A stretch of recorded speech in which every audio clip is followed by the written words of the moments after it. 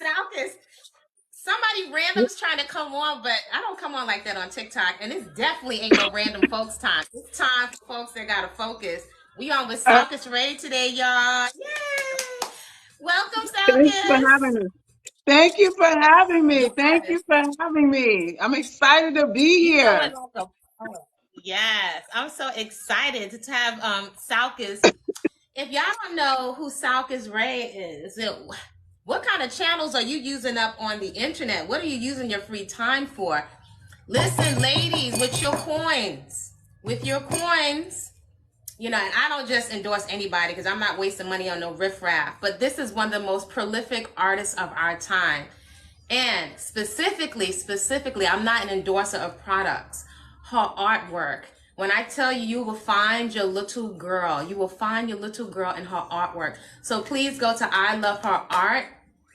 Thank iloveherart.com and you. see her artwork.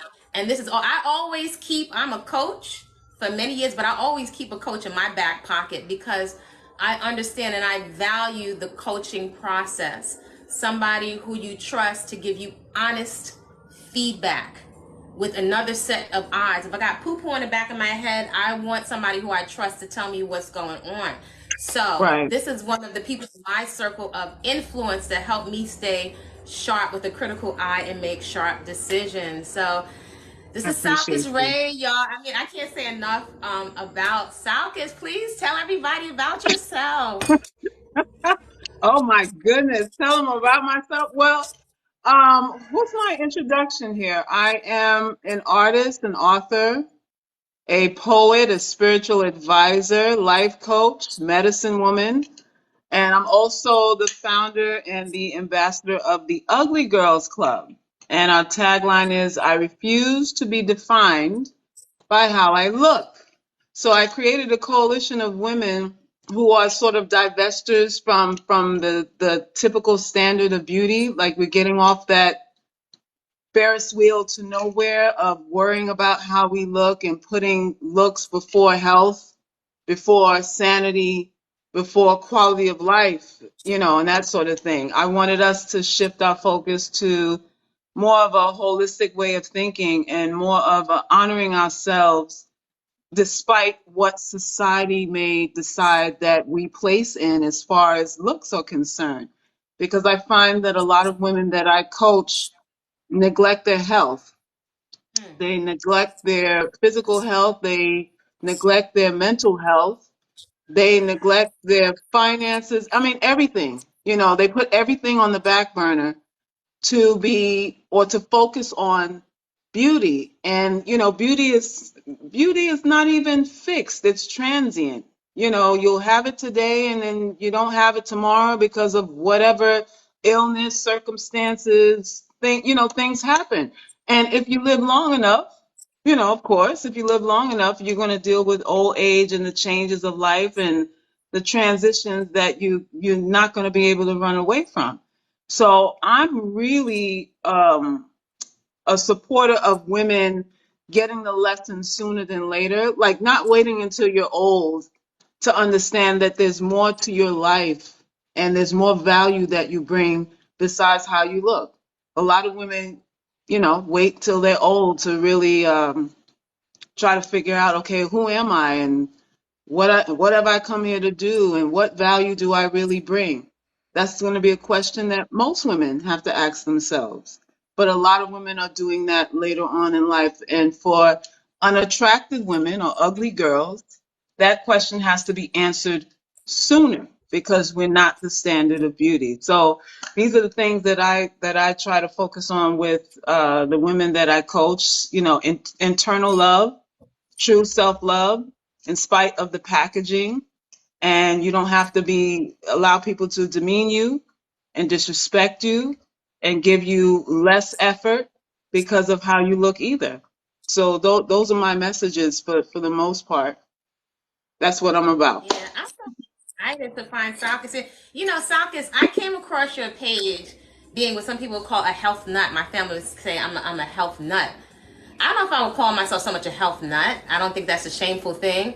Though I do come from a family pattern of morbid obesity. I did not know it morbid and obesity was as a little girl. I just knew I had to go get the insulin from my grandma from the refrigerator. She would wipe her leg with some alcohol and cotton and proceed to give herself needles, which I was terrified. I was terrified. I Right. knew I didn't like needles. I knew grandma from hearing the adults speak. She had diabetes. She would have to hold her stomach up on her arm. This is my maternal grandma. I saw a lot of substance abuse, and there were a lot of diseases, the comorbidities. The comorbidities are the diseases that usually travel in packs, right? So usually with morbid obesity, there will be heart disease, high blood pressure. You know, they're usually like you get one or several of them. So those patterns are very prevalent in my family, right? And before I could articulate it as a child, I was watching the patterns because I was wondering, is that going to be me? Am I going to have to give myself needles? And also I Yeah. was looking at the pictures of my mom with a little poodle skirt, posing with her poodle skirt, looking young and fine, you know, in the park. And then I was wondering, okay, my mom wasn't didn't have a whole bunch of additional unhealthful weight, and I make the effort to be intentional about the words that I choose to the best of my ability, because all of who we are, let me just say, is not the number on the scale. That doesn't even Right. tell a full story. But I did wonder, how did the women go from this to that? So my eyes were peeled, and also I came up in a very religious family, and so I noticed, I'm an observer of patterns, and I saw so many women in the church. So many of them were, now we can distinguish, morbidly obese.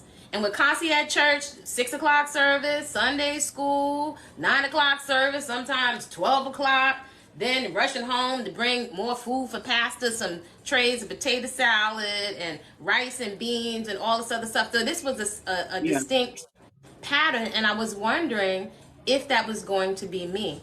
And my grandma, my maternal grandmother, had she stayed alive a little longer, it's likely they would have amputated her feet, right? Because her feet were busting open. My grandpa was washing them with Bedine solution. And I also watched to see if that would become my mom. It wasn't for a long time, but eventually, slowly, I could see. I'm an observer of patterns. So I was just looking.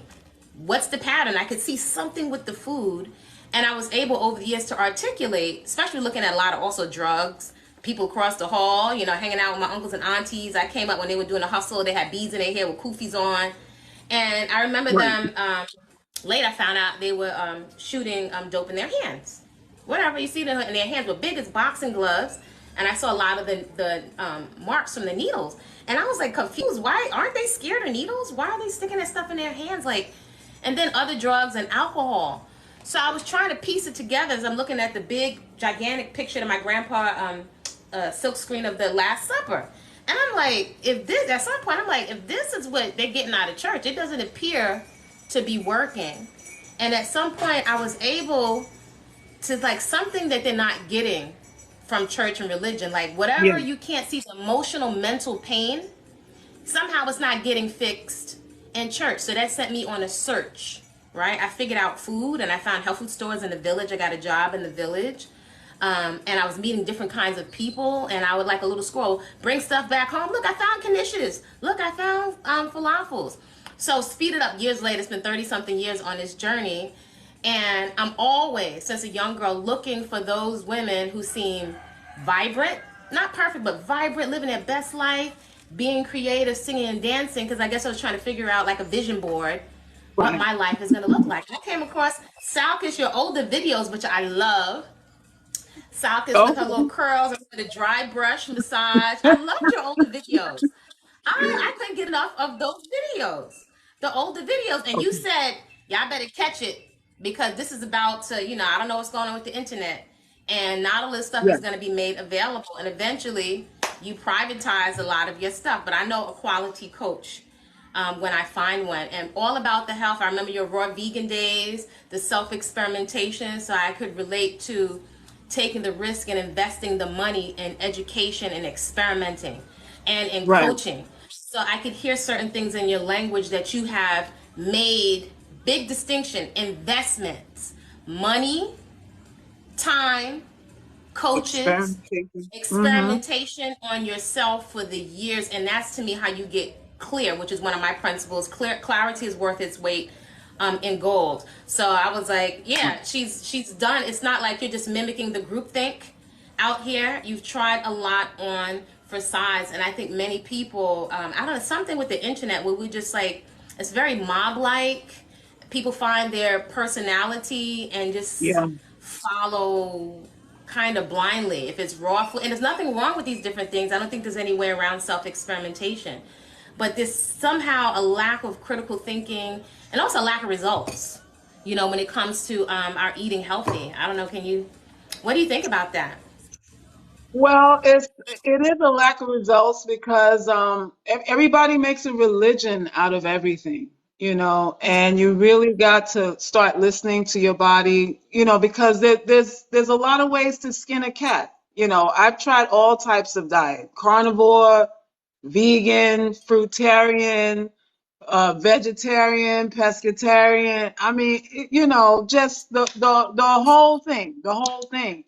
And everyone sounds right, and everyone is right. If you're getting the results that you want, then what you're doing is right. So you could kind of get lost in the sauce of it, especially if the person promoting it looks cute. If they have nice bodies and they're attractive, and they look like somebody you want to have sex with, you automatically believe that what they do is going to work for you.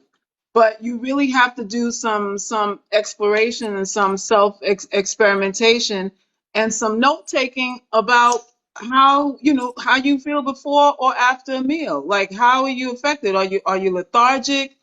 Are you sad? Are you crashing? How's your blood sugar levels? Overall your digestion.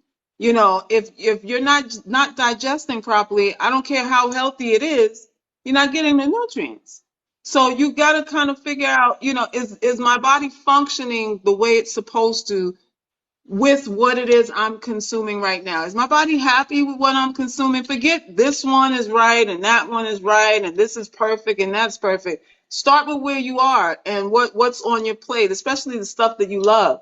And you ask yourself, is my body fighting against this? Is my body rebelling against this particular habit that I'm doing? And if it is, then okay, I either got to reduce it or stop it altogether, because my favorite line is, your body is your God. You can reason away whatever you want. You can intellectualize the food on your plate. You can do that. But if your body says and gives you a signal that we can't digest it, this is making our heart race. This is making our blood sugar crash. This is giving me pimples.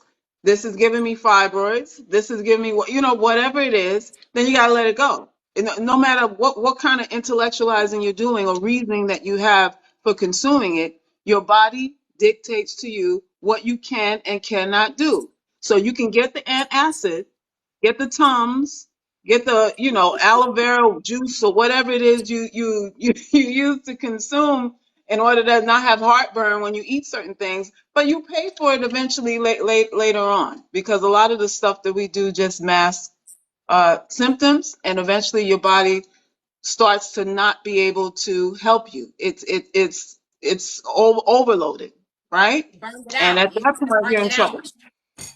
Yeah, we Yeah, burned at that the point you're body in trouble. out. I spent so much money on fitness, different diets, the zone, Atkins before it was even as popular as it is now. I was introduced to raw vegan years ago when I was working at a holistic health center. Actually, it was a workshop for the owner and for her birthday, and other people jumped in on it. I didn't even think the food was impressive. But when I tasted it, I was like, whoa, what is that? And when they left, because they said they're going to the Caribbean so they can go to sleep and be in the hot summer. When the sun goes down, they want to go to sleep. And I remember looking around New York for more food like that, and even taking classes, but it never tasted. It never tasted good. It didn't light me up. Yeah. And so I've been eating healthy for years because I said to myself, if I have 2 nickels, I will not. I will feed my son healthy, and I'm going to feed myself healthy. If I have 2 nickels to rub together, So that was my thing. I'm not going down to diabetes. I'm striving to the best of my ability to do better. I don't give two cookies about free lunch at school because I could see the results. And I Yeah. wasn't rich, but as a young mom, I was constantly searching for deals at health food stores. Somebody told me about a food co-op. I'm in Brooklyn. I was living in Queens. I got on the train and went all the way to Brooklyn asking people looking for this food co-op, and found out I could work a couple of hours a month and get good food at wholesale plus 20 to 40% markup, which was no joke. This was years ago before it was popular. I didn't know what organic was. I was like, wow, these white folks talking about organic. I don't care about organic. Just give me the cheap, healthy food. Though having access to organic, sometimes the conventional carrots, and I know there might be some Seviites out there. I eat carrots, so do you. The conventional carrots were right next Blasphemy. to the regular carrots. Yeah, the conventional right next to the other carrots. So sometimes when it was in season, either it was a couple of cents difference, and sometimes it would be a little less. So it wasn't in packaging, so I would sample it. And I observed patterns. Sometimes this ugly looking food tasted so much better, has so much flavor. And I would start to see the tops on the carrots, which I hadn't seen before. And I'm a big researcher, so I was researching the tops of the carrots have more nutrition than the carrots. So I'm constantly going down a rabbit hole. I've accepted that. I'll be a forever student, a forever student. And if Yeah. I find something, if it's not working for me, for me, if I felt certain things that I needed to eat animal products, I might. But for me, for different reasons, not just for the aesthetic, I've decided that I don't resonate with it. And I've also found over the years, as someone that eats whole, fresh, living foods, I like to speak more to the behavior than to the label, because we can start ego tripping off of the label. We get very divisive, and it can blindside you, right? And you hold on Yeah. religiously to something that may not be working for you. But I know I had pimples as a vegan. I was at one of my chubbiest weights as a vegan, right? And I was like, why? I'm juicing, I'm doing all this stuff. Why do I have so much hyperpigmentation? And I had so much muscle at one point. I was doing fitness competitions. I was like, I'll trade the muscle for clear skin. I hated it. I hated it, hated it, That felt ugly to me. That felt ugly to me. It got so bad one time as a trainer at a top gym. I started to put makeup on because I had high-end clients, and you make your money by how you look. And so I put some makeup on. It felt so uncomfortable, and I had to jump on the treadmill and run with clients. And I was like, I can't do this. I can't do that. I wound up it was just so uncomfortable. I hated it. I'm not gonna lie, I hate it. I bought Proactive. Back then it was $40 a pop. Benzoyl peroxide, Okay. salicylic acid. Then I did everything unnatural. Then I did everything from the health food store and the food co-op. But you Right. know what I came down to? The What? doctor said your food has nothing to do with what you're eating. Patterns. I could feel me eating certain things. I could feel the pimples coming up. I could feel the pimples coming up. And the more I did fresh and living foods, the more I started to clear up. But as soon as I went back to my vegan Oreos, and I didn't eat one or two, I don't know about y'all, but I wouldn't be eating two. I'm eating the big pack. I'm gonna wash it down with a quart of vanilla Vitasoy, and I could get away with it because I look fit from working out. But I was lying to myself. I was lying Yeah. to myself. At some point, I'm like, use a junkie, use a vegan junkie. You're eating like Templeton from Charlotte's Web until your stomach is gonna pop open because rats eat to their stomachs explode. And I was doing that with quinoa and a delicious Rasta vegan Caribbean restaurant across the street from me. The vegan patties with cocoa bread. The starch was coming out of my skin. The oil was coming Right. out of my skin. The vegan sodas. So I was playing again. I was lying to myself. I was lying to Wow. myself. Yeah. So So, tell the so truth and now, shame the so devil. I was junk food addict. yeah, yeah, you can definitely be a vegan junk food addict. There's so many vegan substitutes for pretty much every type of food out here. And when you look on the ingredients, you might as well be eating a fried Snicker bar with the stuff that they put in the vegan snacks. You might as well go back to chicken. It's not really that much of a difference as far as cholesterol, the fats and the excess sugars and the salts and So you're back on that again, but you think you're doing something sophisticated because there isn't any animal products in there, but you can clog up your arteries just the same, and build up sludge in your blood just the same with, a lot of the vegan treats, if you are not careful. So, it's about discipline. It's about not eating for pleasure 6 and 7 times a day. You eat because you need to nourish. You eat for energy, and but who wants to do that? Because And everybody's nobody wants to hear that, Salkis. Salkis, you know nobody. nobody wants to hear that. I mean, Nobody, I I don't want know. to hear it. Yeah, Nobody yeah, wants to. Nobody wants to hear that. Just give me a powder. Give me a cleansing kit. Give me a 21-day fast so I can binge, which can become a binge purge, just like colonics. I used to work at a colonic center, a holistic health center. So I would have to say, in years of working at a holistic health center, where we did 1 day fast, 3 days, 7 days, 21 days. Some people went on to do 48. Every now and then, somebody would do 100. And again, as an observer of patterns for over the years, I did not observe most people maintain. I'll be very, very honest with you. Most people did not maintain. I observed many people attach themselves to the personality.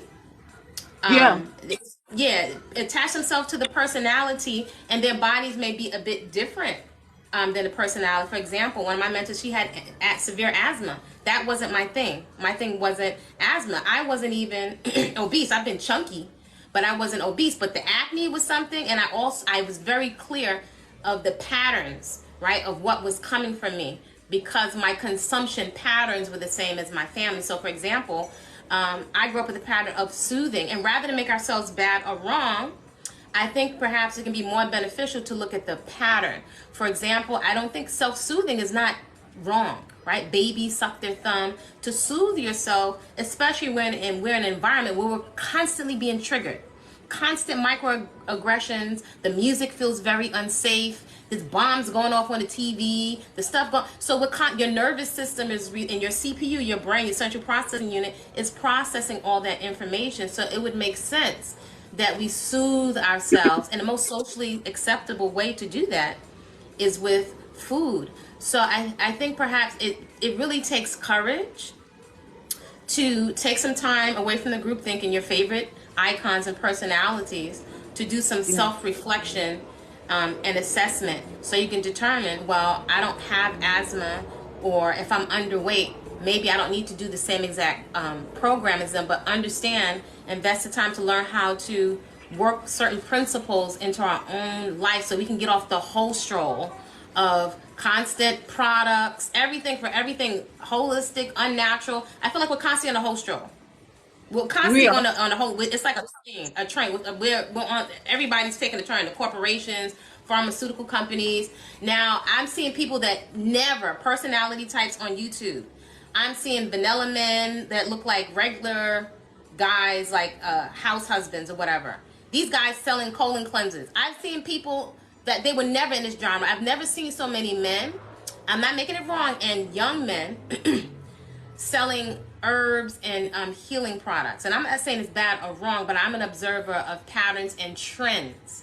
Things are Okay, very. so I even would why have do to you say, why do you think that's a trend? Why do you think men are peddling herbs now, products or whatever, more now than before?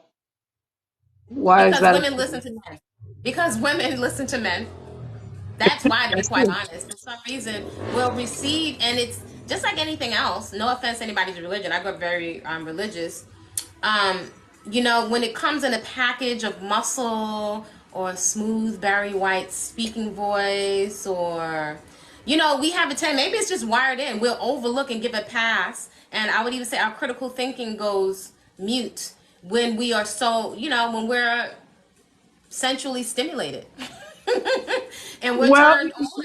yeah, yeah. It goes back to sex then. Well, what you're saying is they buy into they're sexually attractive to these men who push the herbs, so they listen, Yeah, and whatever, that's a baby, that's whatever a you problem. selling, let me get some of that. And there's a lot of single women. Yeah. Single women have always filled up the churches. It's always been mostly widows, single women, divorcees, people in breakups. That's always who's been the biggest. As a matter of fact, I remember growing up, there were certain men that were very vocal. You could go to church. I ain't going to church. I see you when you get back. They go on the corner, drink Right. their liquor while you go to church. So, and a lot of time, every now and then, there'll be a little bit of talk of pastor messing with this person's wife or that person's wife. But the men weren't as on board. Maybe when they got older and they start to face their mortality, then maybe, or Yeah. unless they were a minister themselves. And I remember, I don't know about you, I remember the language from the older adults talking about Jesus is my man. No offense to those who worship Jesus. He's my man, he's my boyfriend, these cats ain't acting right. So I got the whole ritual. I'm getting right with Jesus in church. I'm gonna stomp and shout and get dressed up for Jesus in church. So I'm getting dressed up and I'm for my man in my Well, head. I noticed like with quite a few of the men who peddle herbs and products, there's always some element of they're pushing certain narratives on relationships and having better sex. To me, that's their draw in to draw the women in. Get your vagina together. I got these herbs for your vag, so to make you Exactly. a We going superstar. down a rabbit hole now. Now we going down a rabbit hole. This is why I say I'm not ashamed to say because you tell the truth. That's how you make progress. Our discernment is so lacking. I think many of us are so traumatized and just so confused that we don't vet. We don't have. I didn't know what a vetting process was at one time. We don't cross reference. Like we're so blindsided by the latest personality in front of us. So how could, no offense, how could a man tell a woman about better sex when we know as women, especially as seasoned women, that a majority of women are not even having orgasms by penetration. Whatever your label is, that's not what we're talking about. And women know this, and I even know amongst younger women, most women are faking it. So how could a man tell you about orgasm? Maybe perhaps he could say that to men, and I don't know if they're having. It's interesting. I don't know that they're having those conversations with each other, but they're having those conversations with women about better sex. So I think it goes more into the fantasy that we have about this person. Like, yeah, whatever you say, let me get. I'm gonna have. It's a fantasy like in your head. But how could It, where are they getting the information? it is the selling of the fantasy, and women are more receptive to the sales pitch of fantasy. This is why we do fill up the churches and all kinds of institutions more so than men because we want to hear something good. Sell me something. Give me a story. Tell me what I want to hear. This is why we love gossip. So we're always drawn into that. And these men use the vehicle of sex and virility to draw women into their to whatever herbs they're pushing and all that kind of stuff. I mean, even CB did it when he was talking about, I was impotent and I cured myself. My pee couldn't stand up and now it can. That was one of his. That's a That was a testimony. big part That's of a his sales testimony. pitch. That's a That was a testimony big because part. what man would say that? What man? So it takes a lot of audacity for a man to admit it. So he must be telling the truth because, and I'm not even saying that he's lying, but I'm just saying for a man to be that vulnerable in front of women and men, that's a big win. That's a big sale. It is, and it makes you feel like, okay, if he can be so transparent about that, I think I can trust him. I think what he has, is trustworthy because something as embarrassing as that, you just lay it all out there. But CB was a character in that way that he was one of the only people I've ever met that had no shame. I mean, no shame about anything. He was very matter of fact about everything he's done in his life, the drug use and the young girls, and because I asked him personally, I'm like, CB, you are leading these girls on. You don't like them. Why are you making them think that, they got a relationship with you? I asked him straight up. I'm like, you pimping out here, CB. What's the deal with that? And he was like, listen, I don't want them. They want me. That's what he told me. They want me. So I'm giving them what they want. That's what he said to me. So I was like, well, how can you argue with that? He's giving them what they want. So he had groupies. He had a Yes, lot of he did. groupies. Yes, he did. Yes, he did. I've met some of them, and I'm not mad. Again, I think if we tell the truth, we attract a lot of time. What do they call it? One term is a sapiosexual. You know, somebody that's very has gift of gab and they're very intellectual, and we're turned on by these We are. personalities, whether they be politicians, pimps, online personalities, and we don't even stop to think. You don't know this cat. You haven't cross-referenced them. You literally do not know these people, and you're giving access to your panties, your pocketbook, and your psyche to these personalities. And I think it's we jack ourselves, we get ourselves into such a position that should you find yourself in a cult or pregnant or with an unforeseen situation from sharing your reproductive organs, maybe perhaps the ego and pride doesn't even let you admit it. You still keep plodding on, holding on to these personalities and saving face. It's all driven by the loins. Unfortunately, people. Women too. So it's not just the men folk, it's women too. It is women too. It is women too. There's a sister who has a product line out now. I think she has her own line of those pearls that you insert into your vagina that's Yoni supposed to heal. pearls or yoni What? pearls. I, Yoni I guess pearls. yeah, yoni pearls or whatever. She has her own line of them where you insert this thing and it's supposed to pull all the waste, get rid of fibroids and all that stuff, and the things that she does to promote. I mean, she'll be on camera, putting her hand inside of her crotch, like literally showing you like she's inserting this thing into her vag, and shameless Is supposedly this on now. TikTok? Is this on No, TikTok? no, this is not on TikTok. This was on her website. Did I say her web? I think it was on her website. She was streaming from her website. Wow.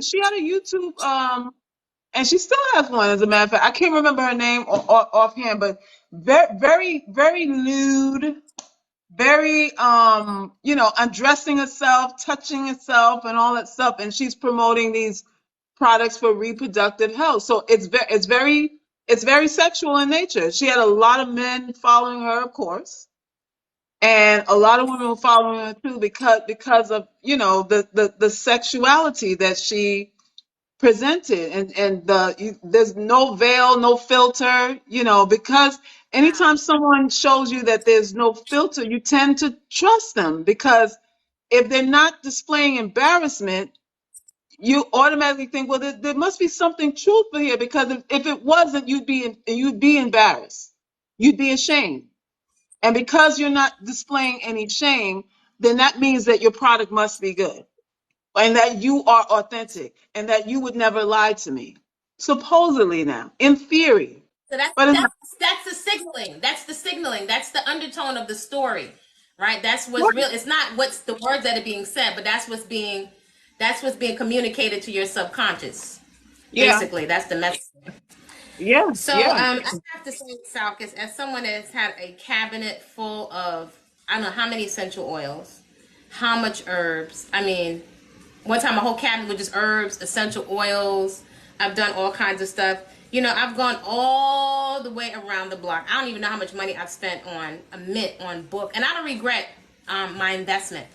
I feel really good about investing my money from the first time I got a job into books, taking myself out to dine to nice restaurants.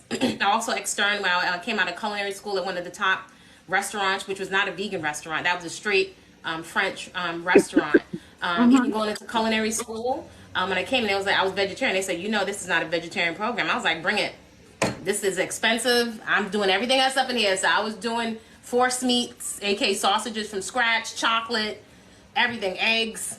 I did everything. I actually feel it made me gave me a wider frame of reference, right? All these different types of experiences, I think, have really sharpened my eye and have helped me be really, really clear on what I will do and what I won't do. I would like to say clarity is worth its weight in gold. And Right. I credit a lot of the way I move to my grandma Lou. I talk about grandma Lou all the time. She was in her 90s when she transitioned, and she was very simple and profound. And I think about her a lot. I think like, what would grandma do? So I think if I brought my grandma, like a client brought me some expensive coconut water, organic, and they were like, "You're gonna love this," and I was like, I think I like my regular coconut water. Something that for me, I like to recognize my food, right? Okay. So the coconut water had a little different color in it, and I work with coconuts, like young coconuts, mature coconuts, jelly coconuts. I make coconut cream all the time. So when I see discoloration, usually that is a sign of bacteria, right, or something. So no, I like to crack my skin open. I like the food. I can recognize it as food. Grandma Lou was not vegan. She was not vegetarian, but she is my inspiration for the way that I eat, right? So I like to think I take a lot of the flavors and principles that she passed on to me, and I'm adding on to what she gave me. So I think if I had brought some of these expensive cleansing kits that my grandma might use to paint a wall or to put down on a month's mortgage or something, I think she would just laugh. I think she would laugh. I think she would just chuckle. I also remember Grandma Lou. One of my cousins, some of my cousins were Rasta growing up, and my cousin she became vegetarian, and she started bringing tofu while Grandma was making her stewed chicken and her rice and beans. And I'll never forget, she got some squares of tofu and she brought it into the kitchen. And my grandma just made space in the room, in the kitchen for her, welcomed her in to make her little tofu patties. I remember that. She just welcomed her in to the kitchen to do her little stuff. She wasn't anti. She was just so welcoming. She was such a safe space. But I watched my cousins who were Rasta. I watched the tofu, and then she was telling me, you know that I used to eat half a chicken and pork fried rice with extra duck sauce and hot mustard sauce. And she said, you know, that's going to have worms in it. And I was thinking, I was younger, I was like, worms? She said, yeah, put it in the sunlight. And I was like, but that turned me off. But these influences around me, they made a tremendous impact. Grandma Lou making her coconut bread, making her stewed chicken and rice, feeding everybody that came through the door, all of it with a lot of love. And my grandmother ate her own food. That's the principle she passed down to me. Eat your own food. That is my guiding light. So when I think of spending $30 on beet powder, whatever is the latest trend, beet powder, now they've monetized watermelon seeds are being sold at top. They just monetize everything. Why would I buy the beet powder? I just think like, why? I think my grandma would laugh. Why would I spend $30 on beet powder when I can just get a whole beet, which still has the living water intact? And I found, especially when it came to my skin, the whole fresh food behaves differently in my body than processed food. I've just seen it over and over and over. Every time my skin would clear up, it would be nice and clear, and I would get one gigantic, like, little knuckle on my face with a white, and I was like, dang, sheesh, it would take forever for it to clear up. But whenever I ate the fresh foods, and I found for me, 100%, or more so than just 100%, maybe people could understand it more. People focus so much on the kits and the cleansing kits. It's what I left out. And I think having that funeral or mourning the loss of certain things, like you mentioned, you might have to, you know, if this is not working, you might have to cut it all the way out. And some of us don't want to give up our pacifiers because we have emotional connections to the starch is soothing and comforting us, or we're not having a lot of sweetness in our lives. So the sweetness and the chocolate, you know, we have these conversations. Ooh, girl, I got to have my chocolate. I'm going to watch my show and have my chocolate. Or now I was listening to some research about alcohol linked to cancer. Alcohol linked to cancer. Really? Wow. Yep. In addition, the same day of research, I'm sure, and maybe perhaps I think you have heard of the throat cancer linked to our essential interactions of our reproductive organs with the unvetted. So with between throat cancer, herpes. Yamming down on these dirty crotches, you know, yamming down I was on the trying to dirty stay nice and crotches, smooth. huh? I was trying to be nice and smooth and be Miss Ophelia DeVore, Black Finishing School.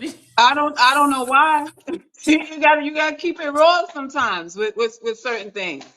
There's a lot of But the dirty people out here. You're putting your mouth on all these dirty people out here. The diet is dirty. Their hygiene ain't up to snuff. and just your mouth is there, just taking in all that plaque, all that Gouda cheese, as But I call it. feces, literal feces, all feces, and the way that we are interacting freely, all over the place with our reproductive organs, there is a spike in throat cancer. So it goes without saying, even if you're not a rocket scientist, feces does not belong in the throat. Feces does Lord not have belong in mercy. the mouth or the Lord throat. have mercy. That's So it's disgusting. The visual on that is it's disgusting. but It's disgusting. that's eating though. That's eating. Maybe people don't consider that as eating. It's a consumption pattern because usually something feels good to us, or even if our ego is tricking ourselves into we're getting some kind of payoff. If you're enjoying something, you're not likely to do it once. And we have a tendency to give, women, we give poor advice to each other, especially on the internet, and men, high-fiving, giving each other very poor advice, like advice that's gonna somebody tell you, nah, he's fine, get down, and you don't know the person. Like people watch you go off of a cliff, and then when you're getting diagnosed with throat cancer, and the culture comes back feces, like how do you speak to your doctor about feces that in the culture that they've taken the swab they put in your throat? How is feces in your throat? How is feces Yo, in your throat? yo, that is disgusting. Listen, I have always said that sex is the most disgusting thing that two people can do. I'm sorry. I'm sorry. It's just that with all that swap, it's disgusting. You're taking in all their bodily fluids. So you better love them. If you're gonna do all that, if you're gonna lick the The dandruff, risk. if you're going to swallow their pee, Wait, if you're gonna lick their what? If you're gonna lick their what? dandruff, dandruff, their dry skin, their scales. You're swallowing all of that.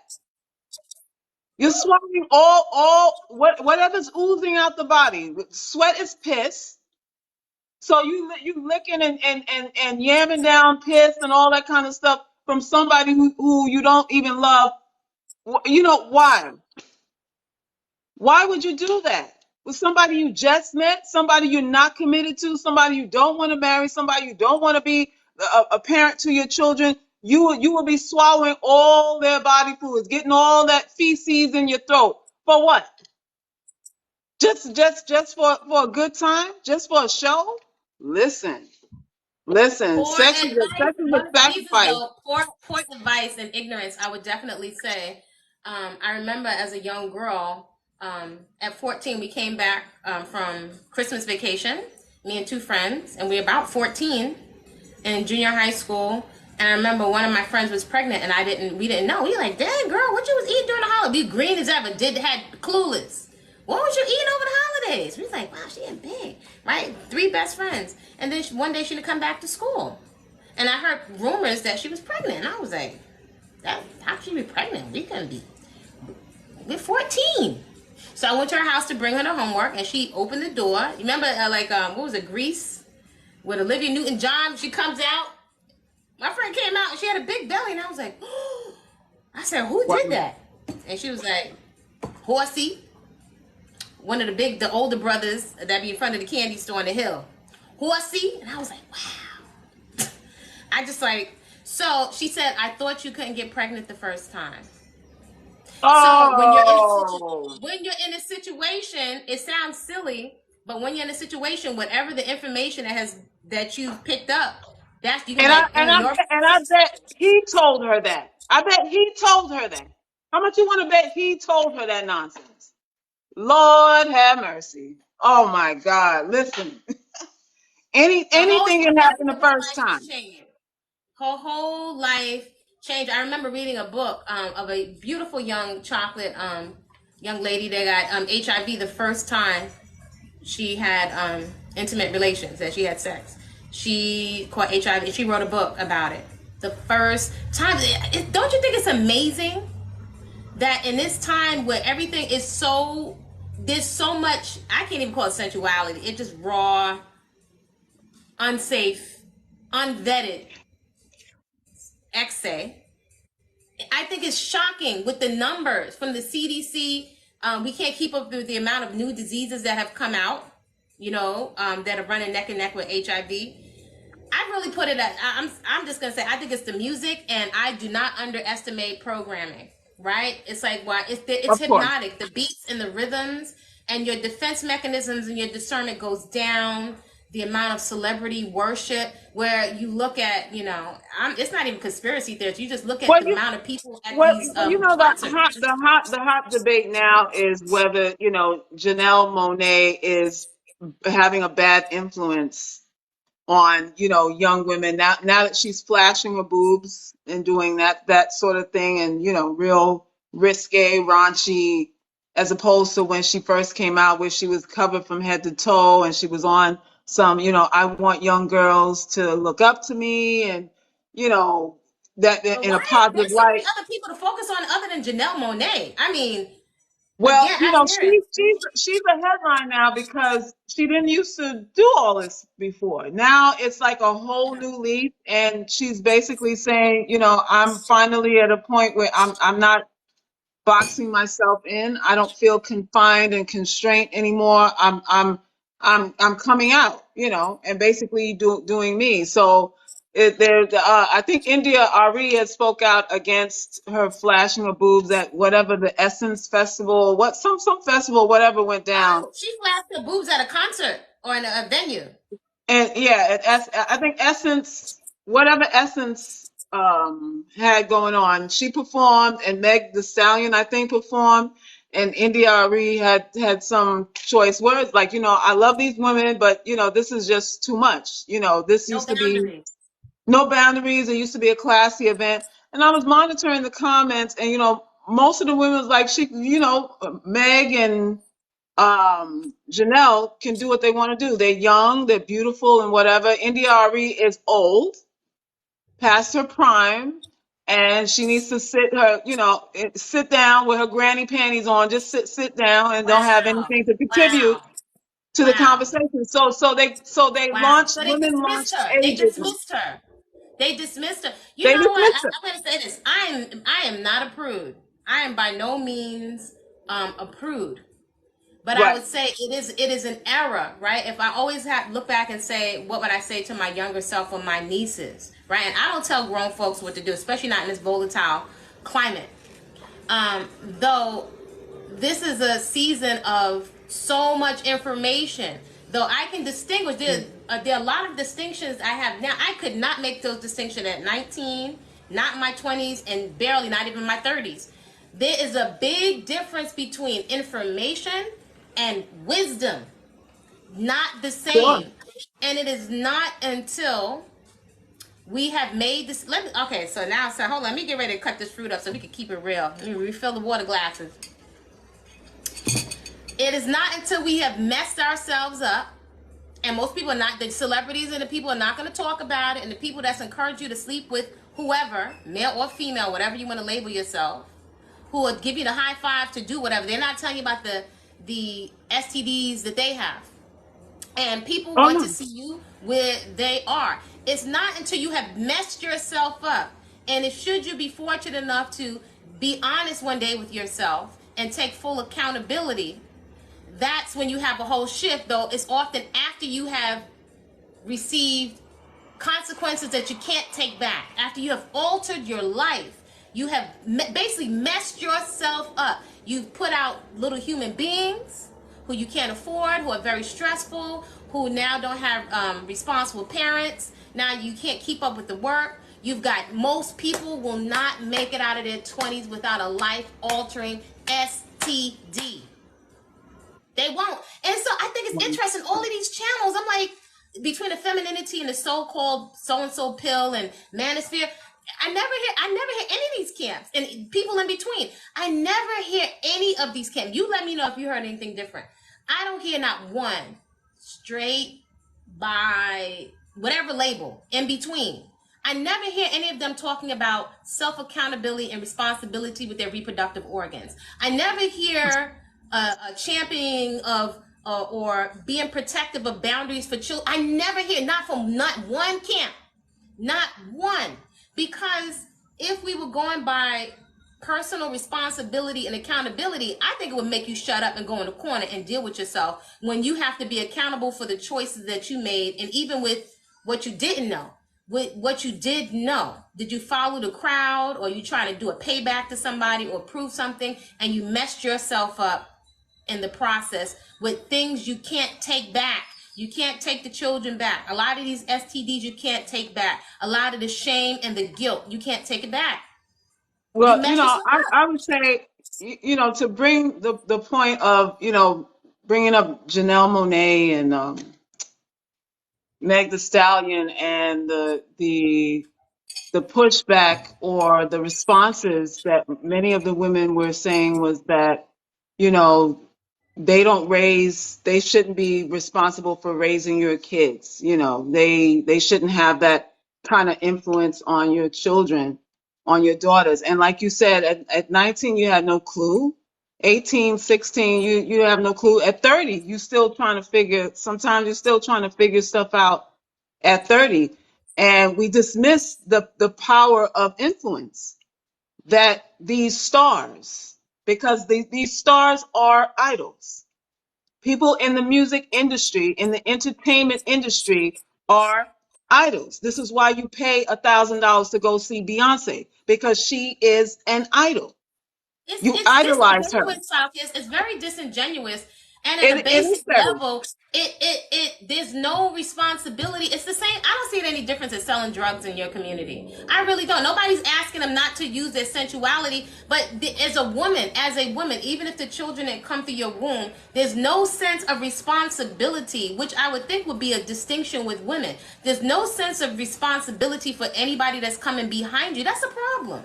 That's a problem. So Well, a lot of the girls today are on their own. Or yeah, a lot of unfortunately, a lot I would say the majority of girls and women today are on their own, and unfortunately you won't figure it out until you've jacked yourself up royally. And now you like mentally, emotionally unstable because of some decisions that you've made looking at a celebrity who you don't know. That's Well, nuts. That's a I problem. just I don't like how most women would say that it's not these celebrities' responsibility to raise, our young girls or to be influential on them, when women are taking social cues and getting their sense of identity from looking at other women too, and And we mimicking mimic. and We mocking mimic. other women as well. This is all women do. This is what women do all day long. Oh, you wearing that? I'm gonna get one too. Oh, you wearing your hair like that? I'm gonna get my stylist to do that too. So we constantly influenced by each other, by stars or friends or whatever. Many women, most women, are not living individual lives. You're living lives based on your surroundings, your circle of influence, which is your best friends and your aunties and your mother and people on TV and all that stuff. You're not making decisions based on what you want. You're making decisions based on, okay, are you getting the results? Then I'm going to do what you do. Oh, he's giving you attention, then I'm going to wear what you wear. And this is what grown women do. So when they say Janelle Monáe, somebody like her shouldn't have this big of an influence on a 16-year-old girl, it's